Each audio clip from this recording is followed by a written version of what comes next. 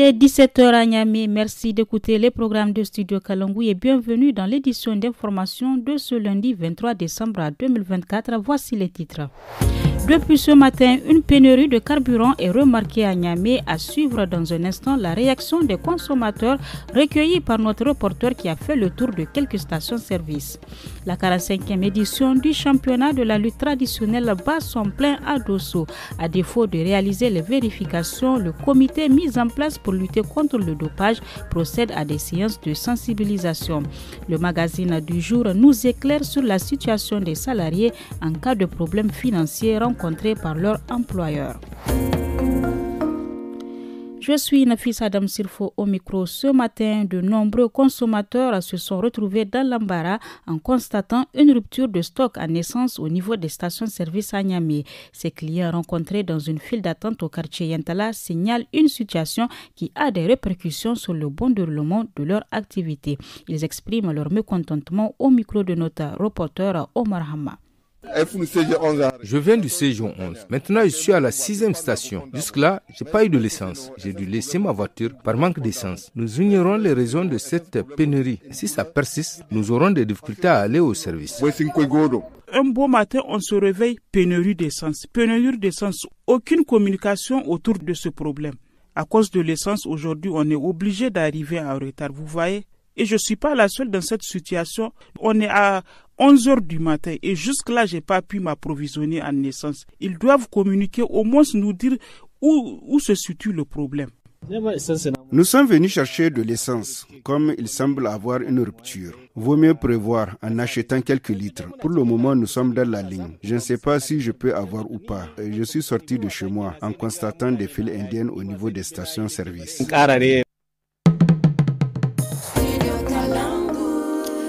Les combats du championnat de lutte traditionnelle se poursuivent à Dosso à la mi-journée. Aujourd'hui, il reste encore 17 lutteurs invaincus, rapporte notre reporter sur place Salamot Kadri qui nous fait le point. La troisième journée des combats continue à l'arène Salmadan Rani de Dosso. Ce matin, le premier combat de la journée a opposé Maradi à Tawa et Tulabiri Niamey. Un grand choc pour la région de Tawa qui a perdu ses 3 lutteurs favoris. Il s'agit de Zakirou Zakari, Noura Hassan et Abdul Salam Samaïla. Après les combats de la matinée, Agadez a un seul lutteur, Maradi 3 lutteurs, Tawa 4, Tilaberi 2, Difa 1, Dosso 3, Zander 1 et Niamey 2. Présentement, on assiste au combat de la soirée opposant Difa et Zander et Dosso Agadez. Je vous le disais à l'instant, le comité national de la 45e édition de la lutte traditionnelle accorde une importance primordiale à la lutte contre le dopage.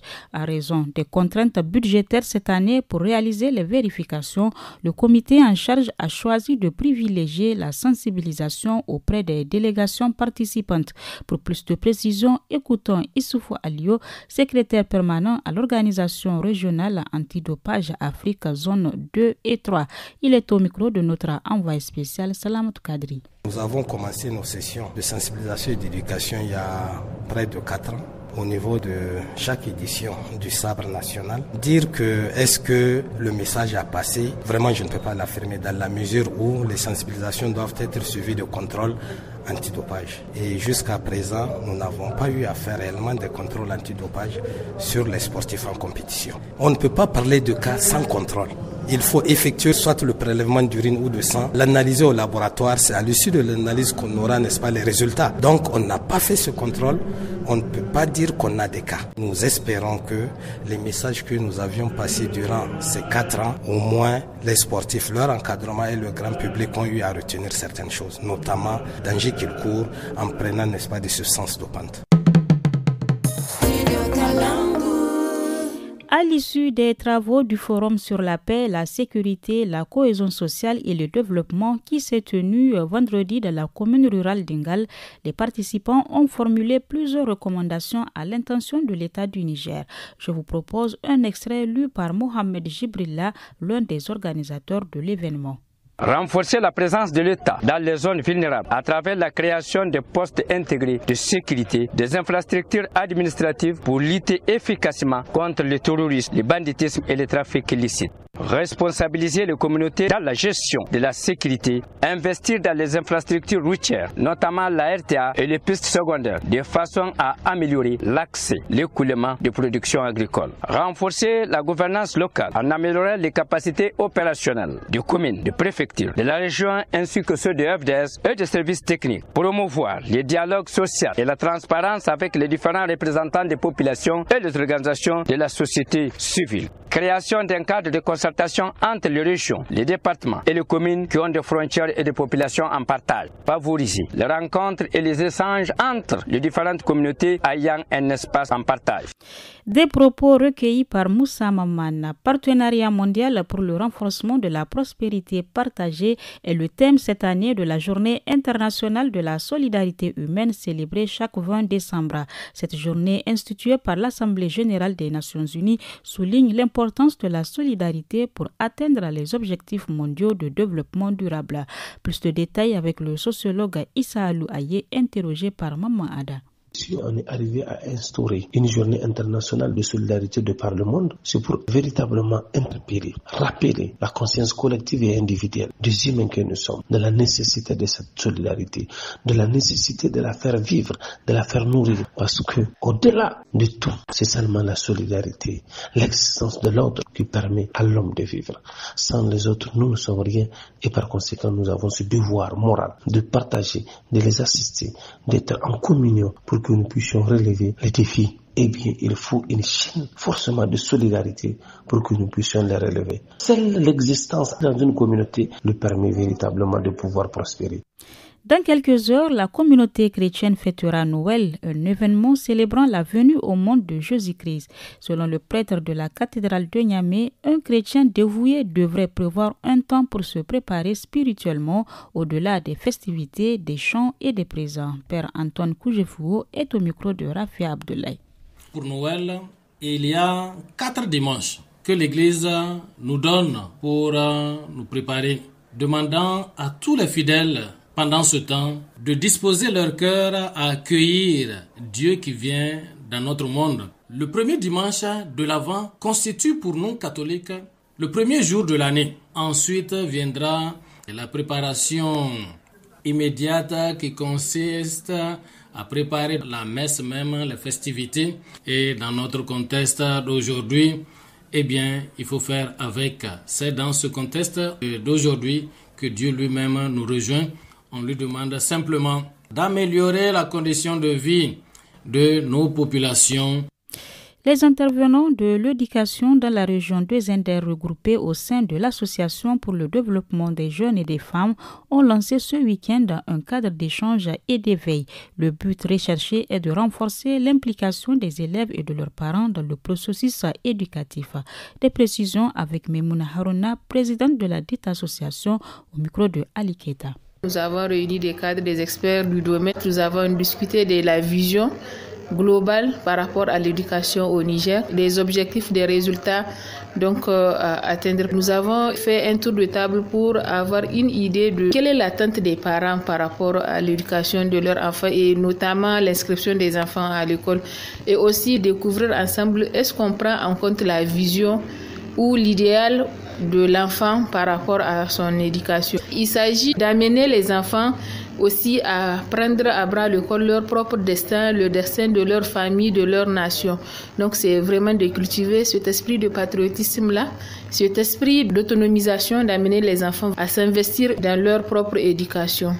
En bref, face aux accusations de l'État du Niger la semaine dernière qui le présumait impliqué dans des attaques visant le pipeline Niger-Bénin, le Nigeria a démenti totalement ces allégations en les qualifiant de sans fondement. C'était dans un communiqué publié ce samedi par le ministère nigérien des Affaires étrangères.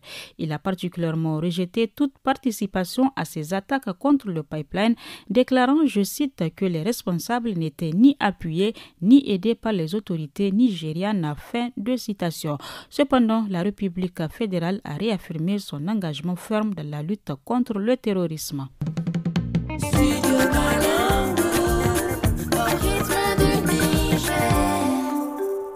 Le magazine Justice de ce lundi. Lorsqu'une entreprise fait face à des problèmes, il est possible qu'elle procède à une réduction du nombre des employés.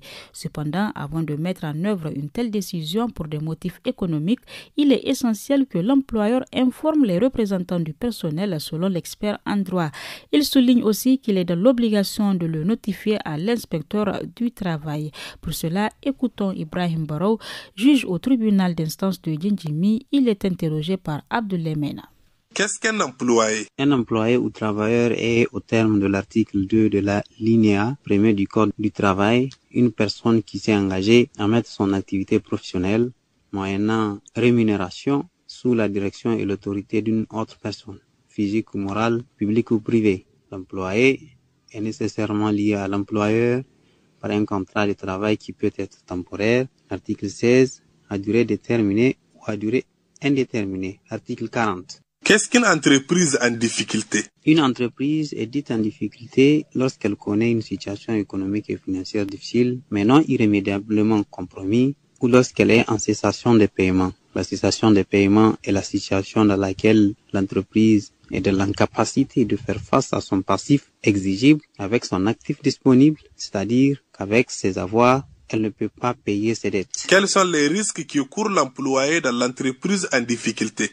En raison de difficultés économiques graves, un employeur peut décider de suspendre tout ou partie de son activité. C'est la période de chômage temporaire pendant laquelle les contrats de travail sont suspendus. La mise en chômage temporaire, prononcée pour une durée déterminée, peut être renouvelée suivant la procédure prévue à l'article 68 du Code du travail. Elle ne peut être imposée aux salariés en une ou plusieurs fois pendant plus de 3 mois de travail au cours d'une même période de 12 mois. Passé le délai de 3 mois de travail, le salarié a la faculté de se considérer comme licencié. Article 68 du Code du travail. Des licenciements collectifs fondés sur des motifs économiques peuvent intervenir s'ils paraissent urgents et indispensables. Article 110 de l'acte uniforme. Avant la mise en œuvre de sa décision de licencier un ou plusieurs salariés pour des motifs économiques, l'employeur doit réunir et consulter les représentants du personnel. Il en informe l'inspecteur du travail, article 113 du Code du travail. Il établit l'ordre des licenciements en tenant compte de la qualification et de l'aptitude professionnelle, ainsi que de l'ancienneté des employés dans l'entreprise, article 114. Les licenciements économiques opérés par l'entreprise doivent être soumis au respect des règles de préavis, indemnité, d'ordre, des licenciements et information des salariés.